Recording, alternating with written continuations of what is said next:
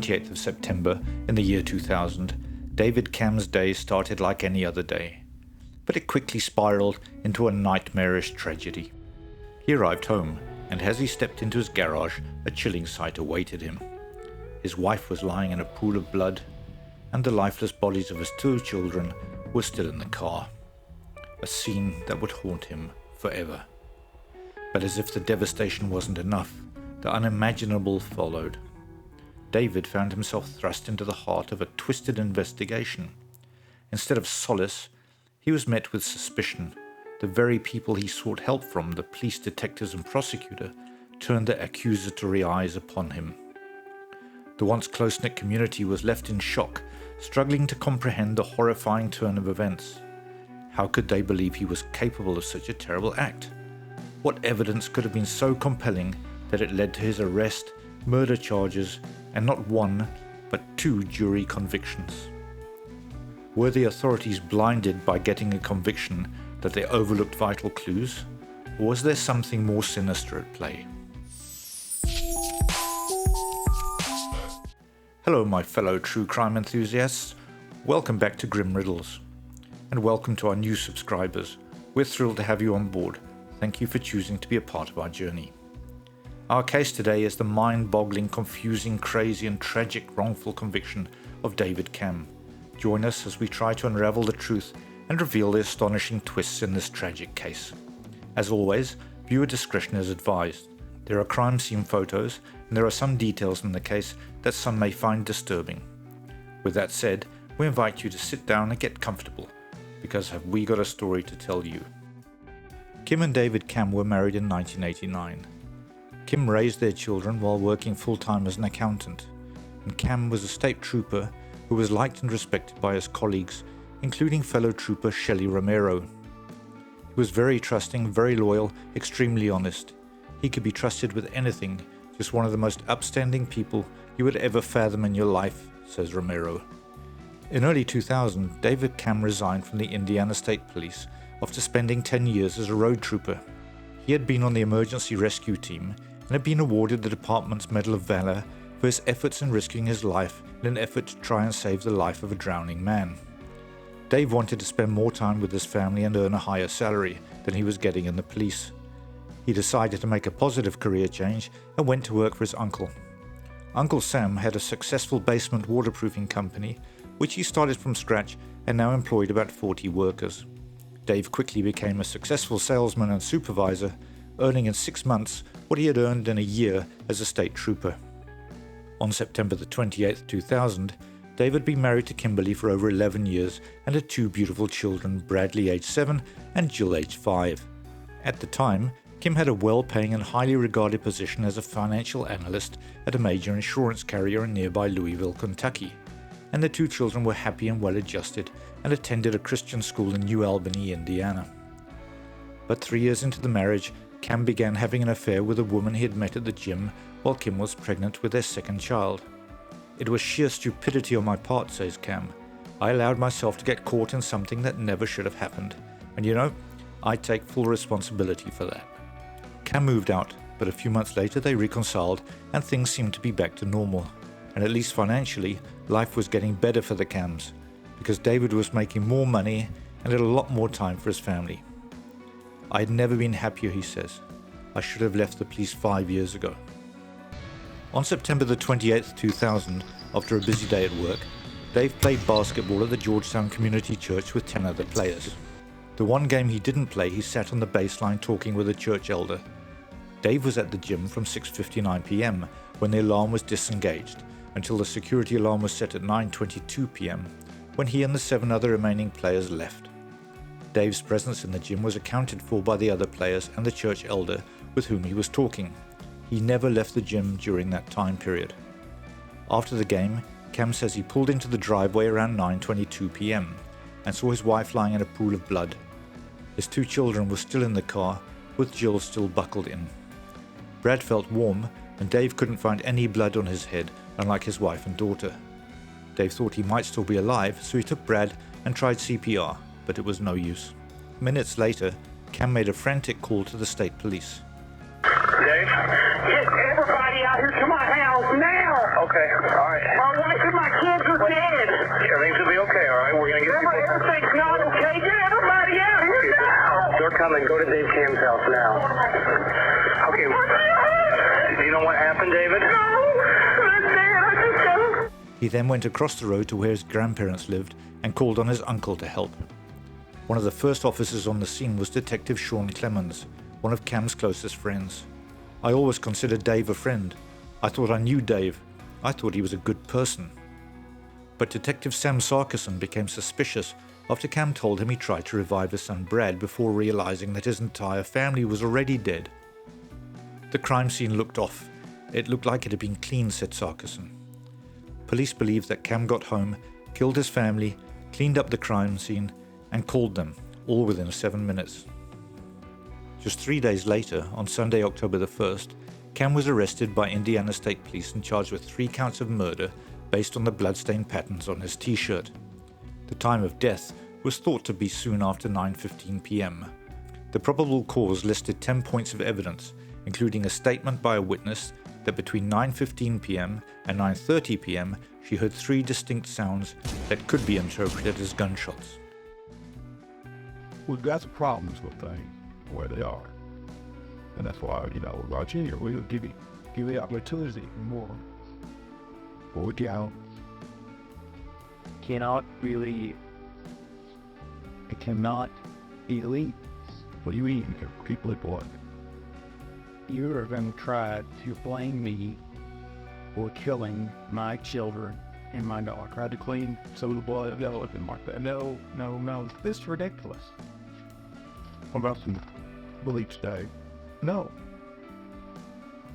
Not germane, mate. We're going to be thorough on this, David. Something else comes up, points to somebody else. I guarantee you, hold on up there. But the fact is, the evidence that we collected right now up to this point, up to you. 8 small stains of blood that a crime scene photographer interpreted as high-velocity impact spatter. The photographer Robert Stites was sent to the crime scene by Rodney Englert, who was hired by Floyd County prosecutors as a bloodstain and crime scene expert. Since Englert was not available to visit the crime scene, he sent his photographer Stites instead. We will get back to these 2 men later. His family was outraged. I can probably see a husband or wife killing their partner in the heat of passion type thing, but not your kids. You cannot kill your own kids. David could not kill his kids, says Cam's uncle, Sam Lockhart. Those who attended the game that night say that Cam couldn't be guilty of murder because he was with them playing basketball until he headed home around 9:15 p.m.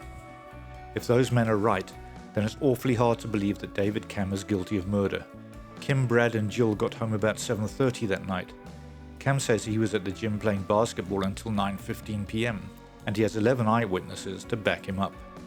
Apparently the autopsy had found evidence that Jill, his daughter, had been molested by her father, which may have set off a violent confrontation the night of the murder. I think that's a likely scenario, said the prosecutor.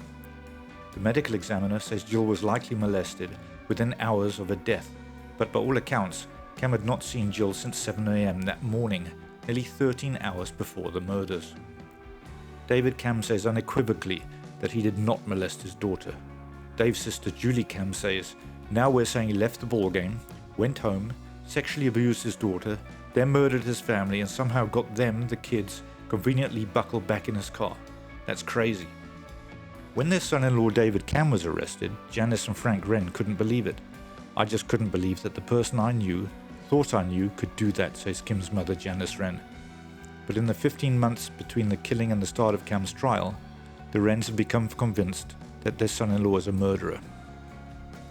The murders of Kim, Brad and Jill Camm gripped the small Indiana town, and as the trial began, defense attorney Michael McDaniel knew that all eyes were on the courthouse and on his client. Right now, David is the only one out there that they can punish, says McDaniel.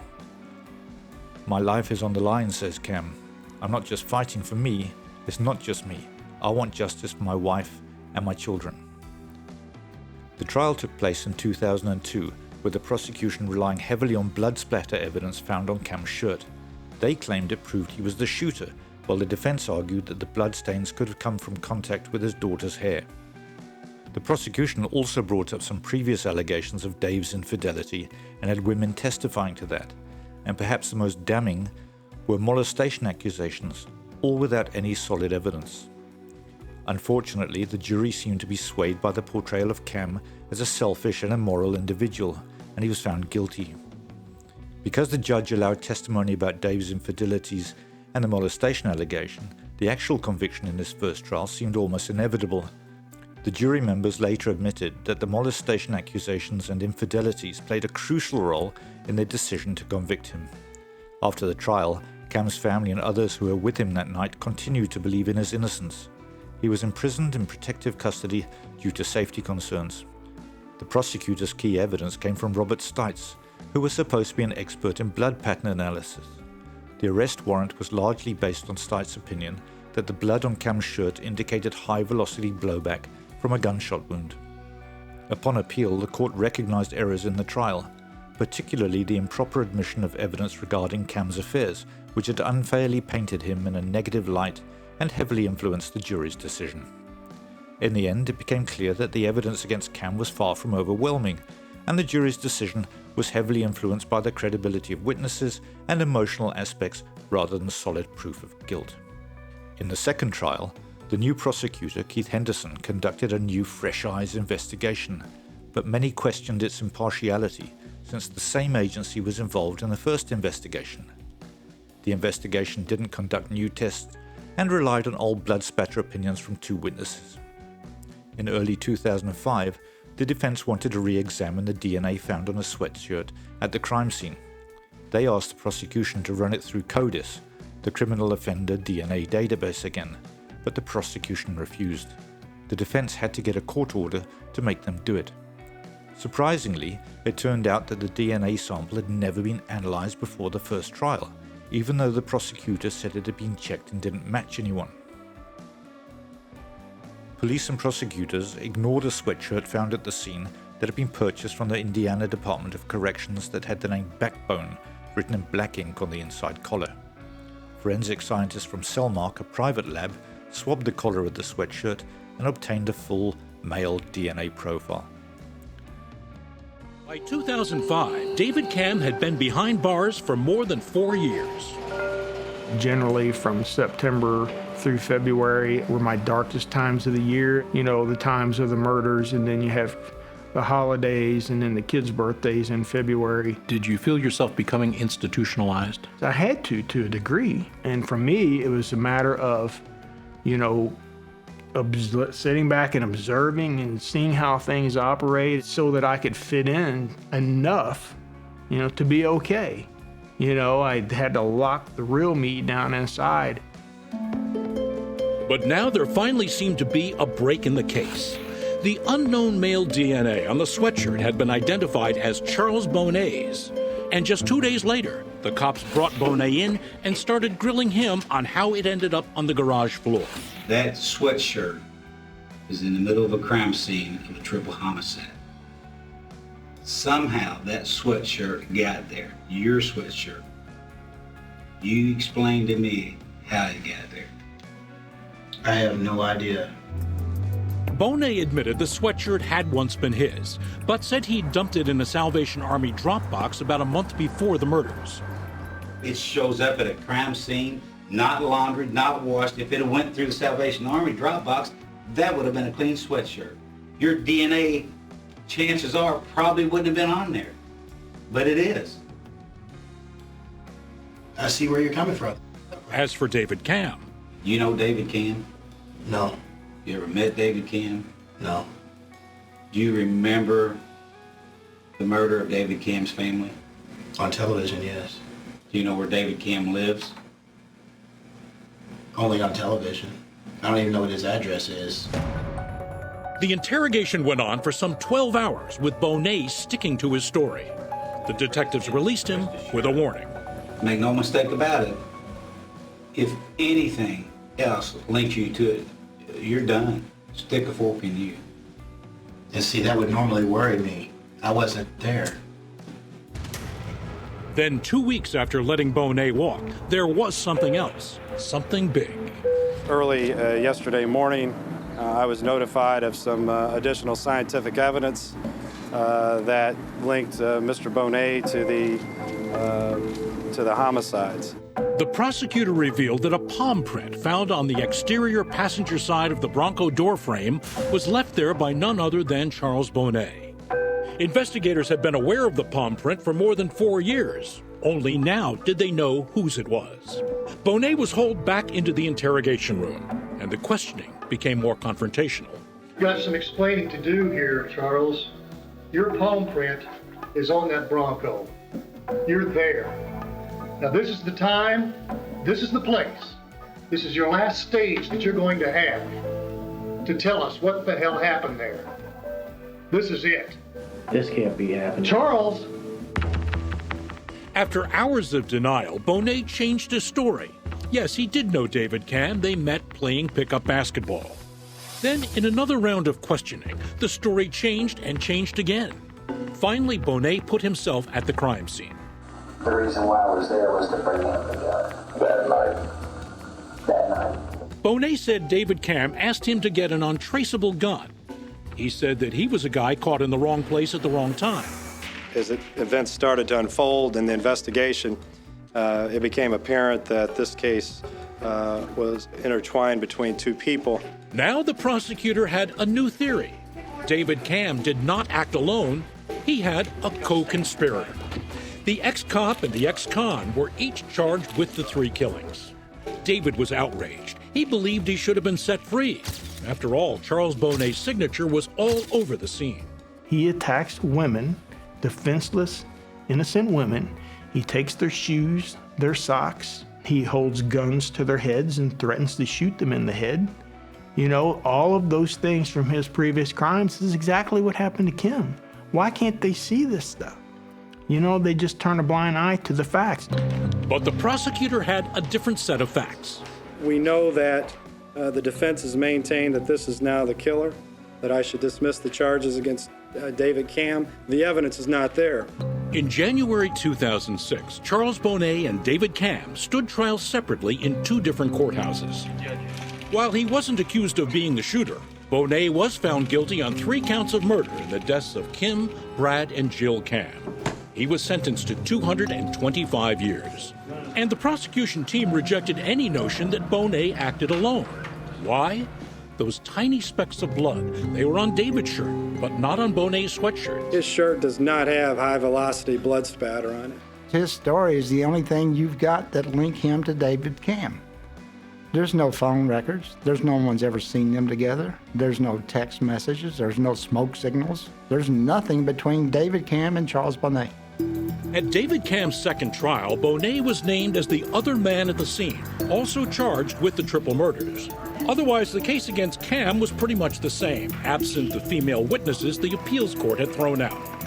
This time, the state focused on the allegation that David molested his 5-year-old daughter as a motive for the murders. Well, the motive was Kimberly was leaving David Camm, and that she was leaving him because of the child molesting. And he could not let her leave. He could not let that secret out. That was the secret in the Camm household. The defense countered, brought in experts to show there was no solid evidence the little girl had even been molested. The state's theory of why David murdered his family was purely made up. It was speculation. David Camm had never been charged with sexual molestation, but that didn't stop the prosecutor from closing his case with a big dramatic flourish. He took his finger and stuck it in Dave's face and said, "You molested your child."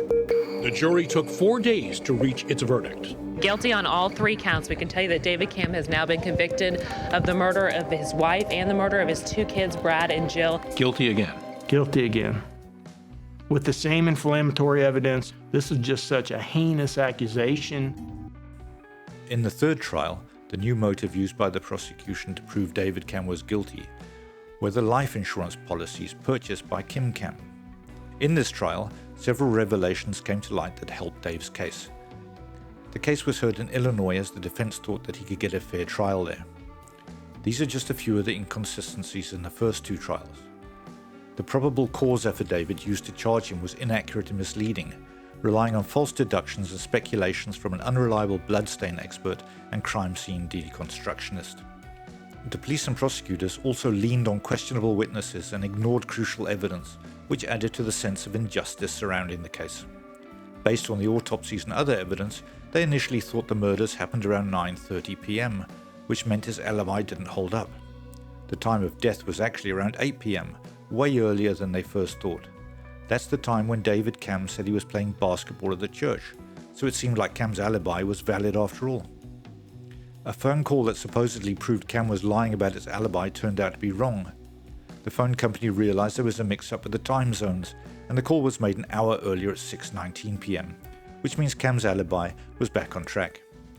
They talked about a clean-up at the crime scene, but it turned out there was no clean-up at all. The clean-up was just the usual separation of blood when it's exposed to air for a while, so it wasn't as suspicious as they thought. There was also the blood spatter on David's shirt, which raised some questions. They said it was high-velocity impact spatter, but that turned out to be a mistake. Some other things that the blood expert claimed were also wrong, and this made people doubt his abilities. And what about that foreign DNA they found on a sweatshirt at the crime scene? The prosecution swore that they had checked it against a database and that no matches were found. In reality, no matches were found because they had never tested it. So it seems like there were some serious doubts about the evidence they presented in David Camm's case. Things weren't as clear-cut as they first thought, and his alibi seemed to hold up after all. Throughout the trial, the prosecution changed their theories about when the crime occurred multiple times, causing confusion among witnesses and public opinion. They also made serious allegations against Dave, accusing him of molesting his daughter without any evidence to support such claims. During the third trial, Terry Laber, a respected blood expert, countered the prosecution's blood spatter evidence, highlighting inconsistencies and inaccuracies in their claims. Moreover, the defense exposed the fraudulent qualifications of Rod Englert, the supposed blood spatter expert relied upon by the prosecution. His lack of formal training and experience undermined the credibility of the evidence presented against Dave. The case has raised questions about the American justice system's flaws, including heavy reliance on questionable evidence, specious claims of motive, and the impact of public opinion on trials. After years of legal battles and appeals, David Camm was finally found not guilty in 2013. After 2 convictions and 13 years behind bars for the murders of his wife and 2 children, David Camm walks out of an Indiana courthouse tonight. He is a free man. Good evening.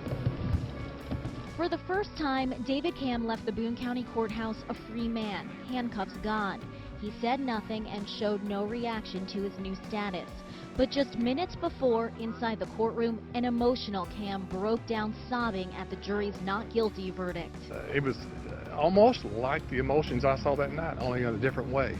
The night I was over there, when I saw David rolling on the ground and wailing and weeping over his family, he was weeping that way today for joy, is the way I looked at it. Just completely overwhelmed.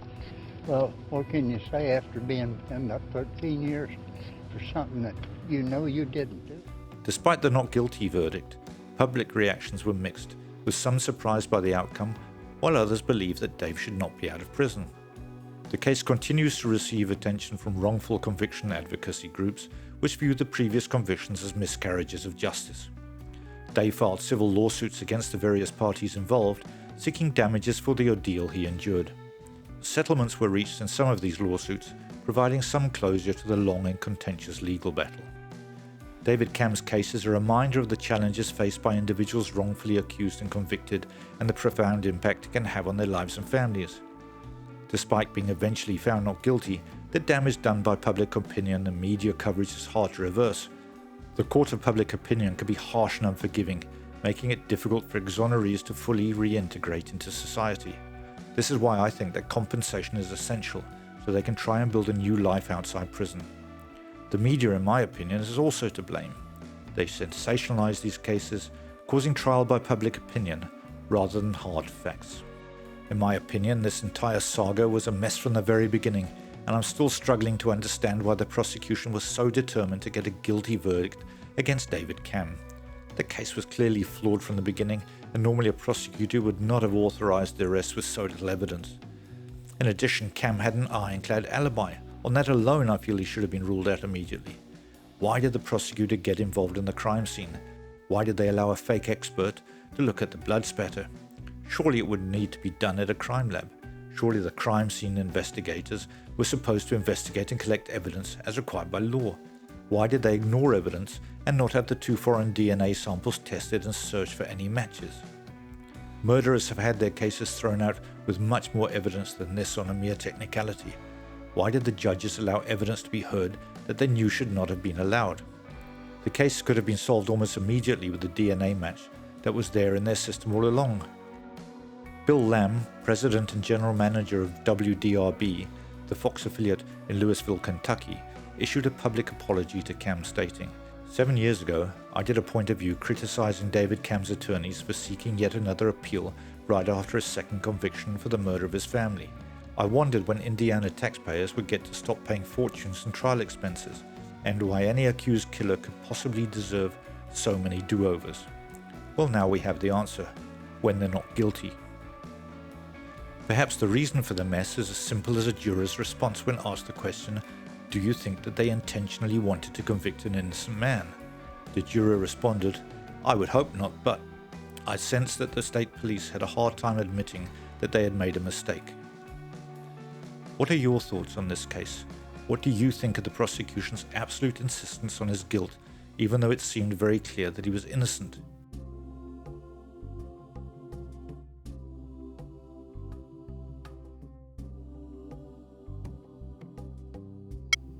Thank you for watching. We appreciate you joining us today. If you enjoyed the video, please like and subscribe, and remember, keep your loved ones close and stay safe until the next one.